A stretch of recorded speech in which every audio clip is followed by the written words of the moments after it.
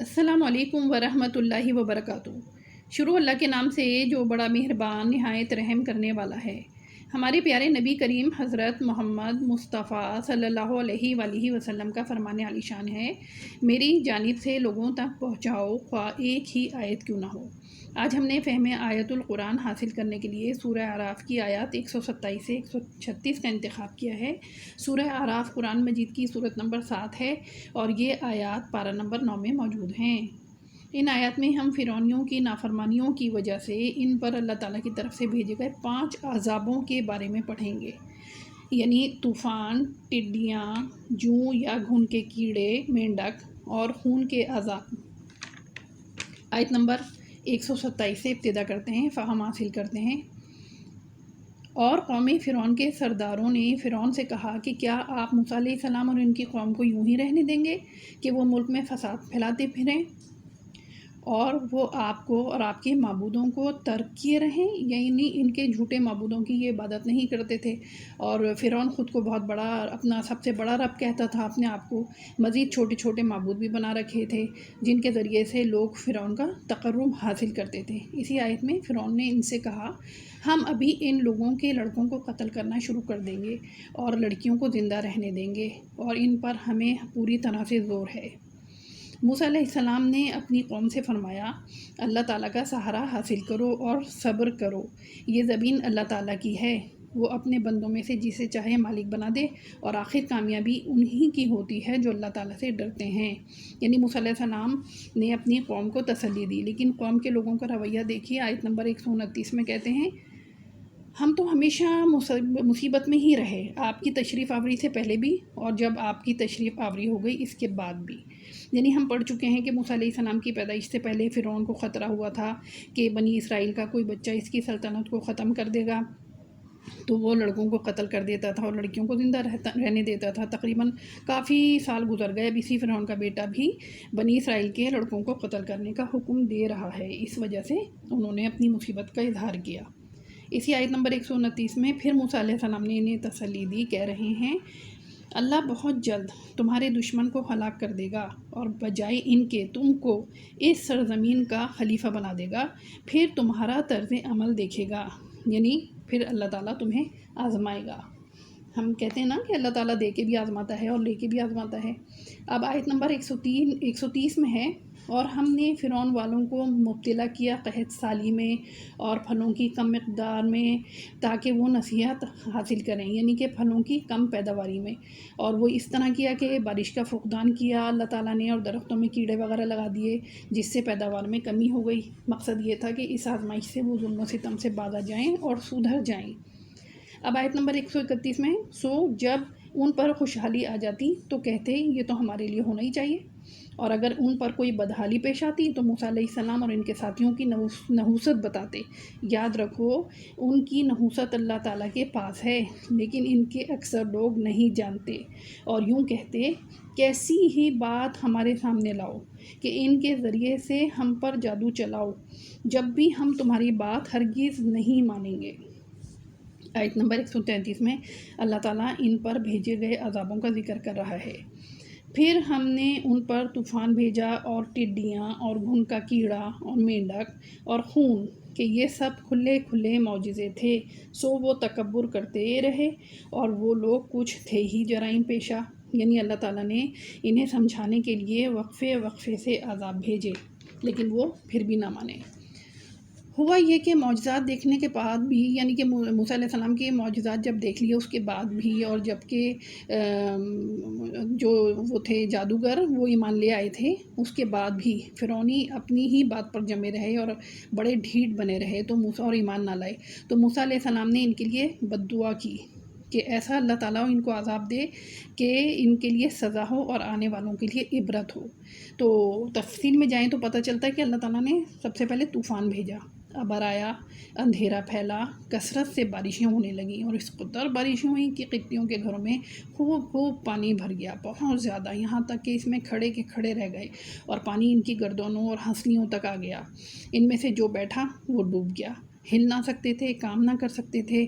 سنیچر سے سنیچر تک اسی تکلیف اور مصیبت میں مبتلا رہے۔ حالانکہ بنی اسرائیل کے گھر ان سے متصل تھے، یعنی ان کے ساتھی تھے، لیکن اللہ کی قدرت ان میں پانی نہیں آیا۔ جب فرعونی خوب عاجز آ گئے تو حضرت موسیٰ علیہ السلام کی طرف گئے اور عرض کی کہ ہمارے لیے دعا فرمائیے کہ یہ مصیبت ختم ہو اور ہم آپ پر ایمان لائیں اور بنی اسرائیل کو آپ کے ساتھ بھیج دیں۔ اللہ تعالیٰ سے دعا ہے کہ موجودہ دور میں بھی جو کرونا کی وبا ہے، اس سے پوری دنیا کو اللہ تعالیٰ اپنی حفظ و امان میں لے لے اور ہم سب کو راہ نجات حاصل کرنے کی توفیق دے۔ حضرت موسیٰ علیہ السلام نے دعا فرمائی، اللہ تعالیٰ نے مصیبت ٹال دی اور اتنی سرسبزی اور شادابی آئی جو پہلے کبھی نہ دیکھی تھی۔ اب فرعونی جو بڑے ڈھیٹ تھے بولے یہ پانی تو نعمت تھا، اب پھر ایمان نہ لائے۔ ایک ماہ آرام سے گزرا، ان کی نافرمانی کی وجہ سے اللہ تعالیٰ نے ان پر اب ٹڈیاں بھیجی، یعنی کہ عذاب نمبر 2 یہ تھا کہ اب ٹڈیاں بھیج دیں۔ وہ ٹڈیاں تمام کھیتیاں، پھل، درختوں کے پتے، مکانوں کے دروازے، چھتیں، تختے، تمام سامان حتیٰ کہ لوہے کی کیلیں تک کھا گئیں اور قبطیوں کے گھروں میں بھر گئیں، اور اس قدر بھر گئیں کہ وہ پریشان ہو گئے، بلکہ پریشان حال ہو گئے اور بنی اسرائیل کی وہ نہ گئی۔ 7 دن یوں ہی گزر گئے۔ اب پھر ان فرعونیوں نے پریشان ہو کر حضرت موسیٰ علیہ السلام کی طرف رجوع کیا اور ان سے دعا کی درخواست کی اور ایمان لانے کا وعدہ کیا۔ حضرت موسیٰ علیہ السلام کی دعا سے اللہ تعالیٰ نے ان کو ٹڈی کے عذاب سے نجات دے دی۔ اللہ تعالیٰ ہمیں بھی موجودہ دور کی وبا سے نجات عطا فرمائے۔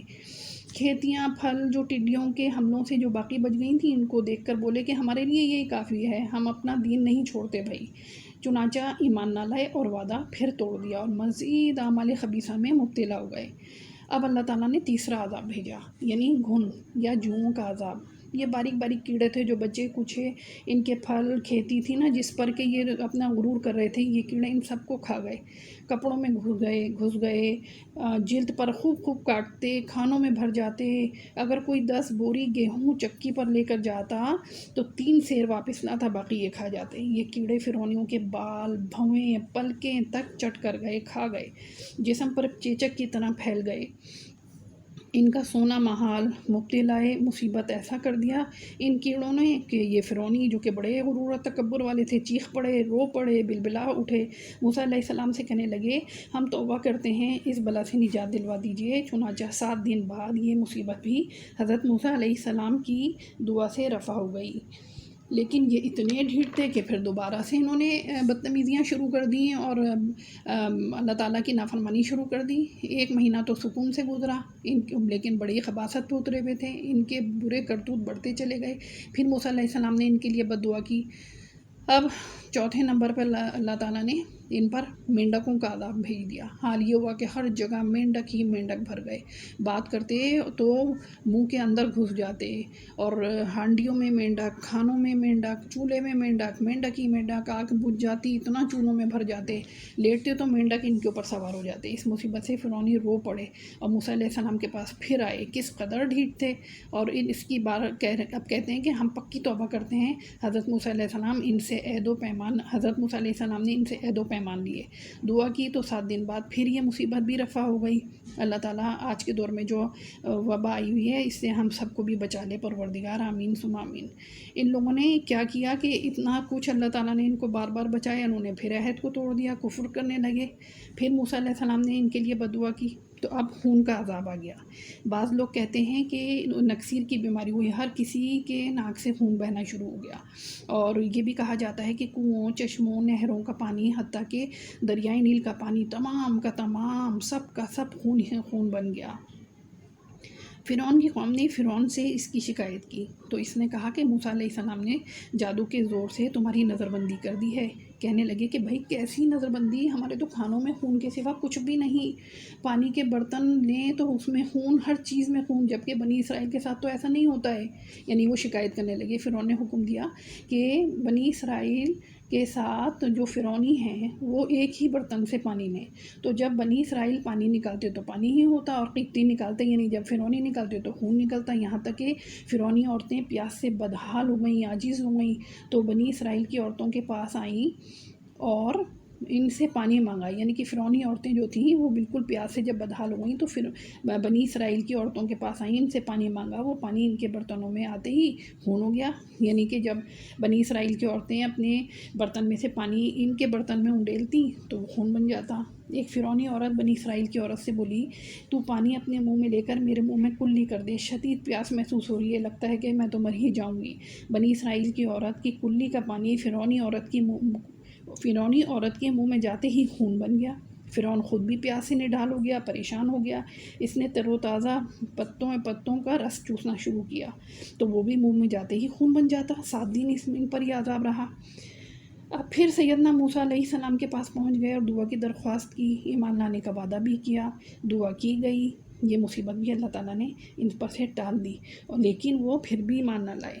اللہ سے دعا ہے کہ آج پوری دنیا میں جو کورونا کے عذاب میں مبتلا ہیں، اللہ تعالیٰ پروردگار اس بیماری کو پوری دنیا سے ہٹا لے۔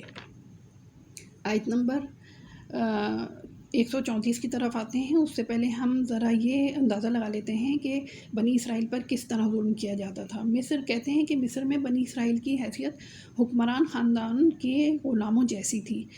فرعونی ان سے مشکل ترین کام مستقل کرواتے تھے۔ احرام مصر کی تعمیر کے دوران نہ جانے کتنے ہزار اسرائیلی اس بے رحم مشقت کے سبب جان سے گئے۔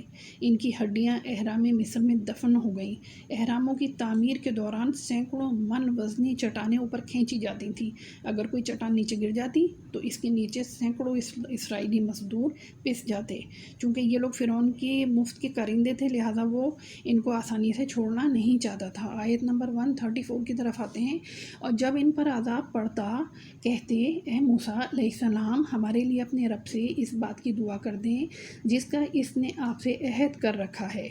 اگر آپ اس عذاب کو ہم سے ہٹا دیں تو ہم ضرور آپ کے کہنے سے ایمان لے آئیں گے اور بنی اسرائیل کو رہا کر کے آپ کے ہمراہ کر دیں گے۔ آیت نمبر 135 میں اللہ تعالیٰ کا فرمان ہے، پھر جب ان سے اس عذاب کو ایک خاص وقت تک کہ اس تک ان کو پہنچنا تھا ہٹا دیتے تو وہ فوراً ہی عہد شکنی کرنے لگتے۔ آیت نمبر 136 میں اللہ تعالیٰ مزید فرماتا ہے، پس ہم نے ان سے بدلہ یعنی انتقام لیا اور ہم نے انہیں دریا میں غرق کر دیا، اس لیے کہ وہ ہماری آیات کو جھٹلاتے تھے اور ان آیات سے تغافل برتتے تھے، یعنی کہ غفلت کرتے تھے۔ اللہ تعالیٰ نے بنی اسرائیل کو نہ صرف فرعونیوں سے آزادی دی بلکہ بڑے انعام و کرام سے بھی نوازا، اور وہ اللہ تعالیٰ لیکن وہ بھی ڈھیٹ بن گئے، وہ اللہ تعالیٰ کو بھلا کر گائے کی شکل کے بت کی پوجا کے خواہش مند ہو گئے۔ اس کی تفصیل انشاءاللہ ہم اگلی آیات میں اور تقریباً جیسے آیت نمبر 137 سے 144 میں پڑھیں گے انشاءاللہ۔ اللہ تعالیٰ ہمیں قرآن مجید کو سمجھ کر پڑھنے، اس پر عمل کرنے اور دوسروں تک پہنچانے کی توفیق عطا فرمائے، آمین۔ اس مقدس مقصد کے لیے ہماری ویڈیو کو لائک اور چینل کو سبسکرائب کریں۔ اللہ تعالیٰ ہم سب کا حافظ و ناصر ہو۔